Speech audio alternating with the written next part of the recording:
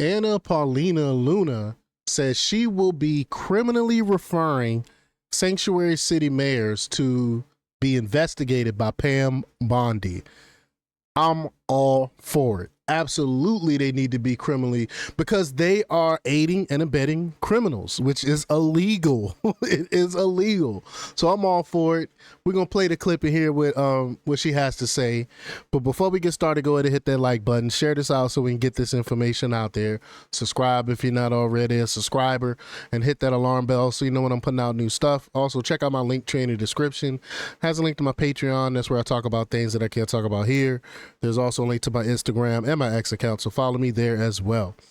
All right, so let's get into this news. Now, this comes from the Daily Caller, and they report that Republican Rep Paulina Luna of Florida told 4 mayors of so-called sanctuary cities she will be referring them to Attorney General Pam Bondi for potential prosecution Wednesday.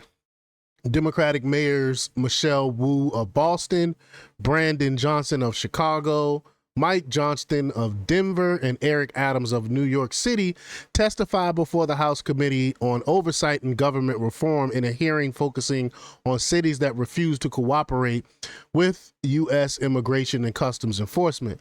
After questioning the mayors about their efforts to support migrants who enter the United States illegally, Luna informed them of her intention to request a criminal probe.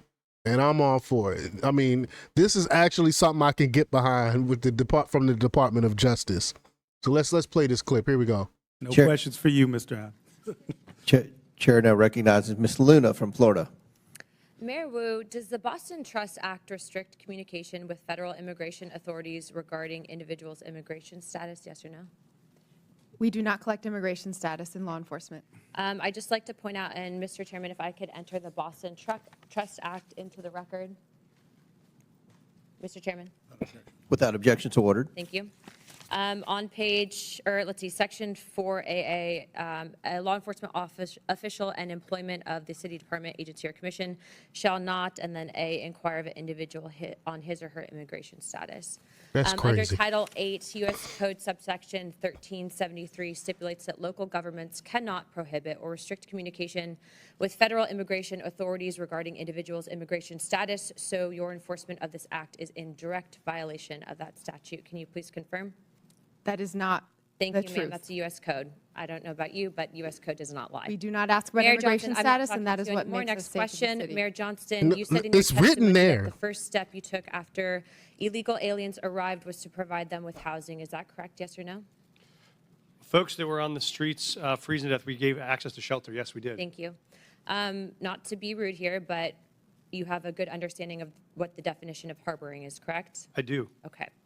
For those that might not, harboring means to knowingly or recklessly provide shelter or place to stay for an illegal alien. And Yes. according to Title 8 of U.S. Code subsection 1324, that is also a federal crime. It is Just illegal. to be clear, did you also say that you would be willing to go to jail to stop deportation efforts? I did say that I'd be willing to stand up for all of our residents, and the context was that was the point at which the administration. He trying to change it now. Hold on. I was just play pimping. I wasn't really saying that I go to jail for these folks now. I'll stand up for them, but I won't go to jail. I was just play pimping. Let me rewind it so y'all can catch that. Here we go. A federal crime. Just to be clear, did you also say that you would be willing to go to jail to stop deportation efforts?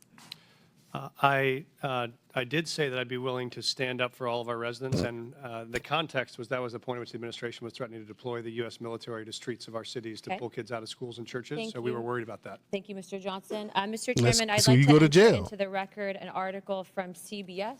Without objection, so ordered. Thank you. In this, it says, Johnson said earlier this week that he's willing to use civil disobedience and, if necessary, going to jail to stop deportations. My Idiot. final question would be for you, Mr.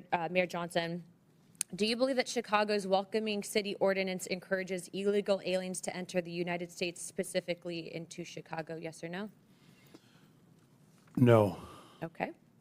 Oh my So God. you don't Are you believe serious? that banning the transfer of individuals into ICE custody for the purpose of civil immigration enforcement encourages illegal immigration into Chicago? Or how about agencies, sorry, one second, or agents not being able to stop, arrest, or detain individuals based solely on their immigration status or administrative warrant? So we comply with all laws, local, state, and federal. To me, after this line of questioning, it's very clear that these policies that you have all implicated are active and alive and well in your cities, are in direct violation with U.S. Title 8 Code subsection 1324, and is a federal offense. Yes. But you all speak about a broken immigration system, and yet here you guys are aiding and abetting in that entire process. I want to be very clear about Facts. something. Open border policies, which is something that you guys are talking about, hurts people on both sides, meaning the people that are coming here illegally and then American citizens as well. I do not think you guys are bad people, but I think that you are ideologically misled, which is why, unfortunately, based on your responses, I'm all going to be criminally referring you to the Department of Justice for investigation. Yes. And as soon as I leave here, these will be going over to Pam Bondi. I'm not Let's doing go. that in an effort to bully you guys, but I do believe that your policies are hurting the American people, and you can make that known with the evidence that you can present to the Department of Justice. But if you guys continue doing what you're doing, you're not going to help anyone. You're going to hurt more people, and that's Yeah. exactly why I'm tired of it. The American people are tired of it. And Chairman, I yield my time. Would you yield your last minute? Yes, sir. Mayor Adams, you were one of the first. Hold on, before we get to that, I'm a huge fan of Luna. She's doing great work so far.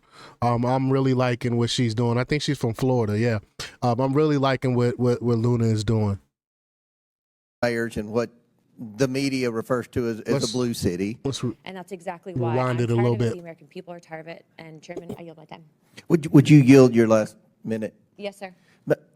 Mayor Adams, you were one of the first mayors in what the media refers to as a blue city, typically, that came out and raised concerns about the influx of illegals pouring into the city of New York.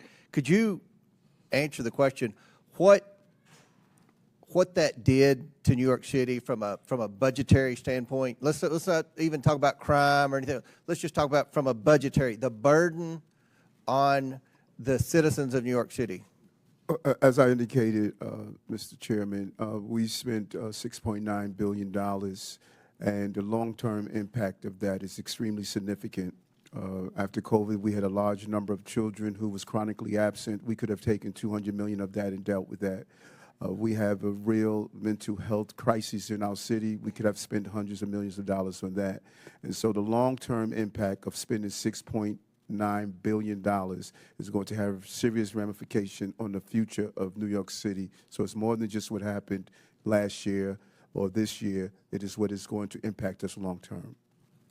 And I think that's one of the purposes of this hearing, to talk about the consequences from cities that have huge illegal alien populations. So Chair now recognizes.